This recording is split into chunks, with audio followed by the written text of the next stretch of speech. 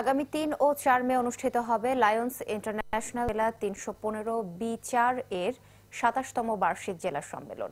দুপুরে সংবাদ সম্মেলনে এই তথ্য জানান জেলা governor lion MDM Mohiuddin Chowdhury. তিনি বলেন, শান্তি ও সমৃদ্ধির অন্বেষায় এই প্রতিপাদ্য নিয়ে বছর জুড়ে নানা মানবিক কর্মকাণ্ড করে যাচ্ছে সংগঠনটি।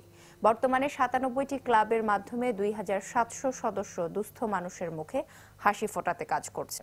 এছাড়া জেলায় ২০০০-এর বেশি লিও সদস্য ৪৯টি ক্লাবের মাধ্যমে সেবামূলক কাজে লায়নদের সহযোগিতা করছে। Region chairperson lion Mohammad Shahedul Islam এ সময় উপস্থিত ছিলেন। এ ছিল চট্টগ্রাম 24-এর এখনকার আয়োজন। এতক্ষণ যারা সাথে ছিলেন সবাইকে ধন্যবাদ।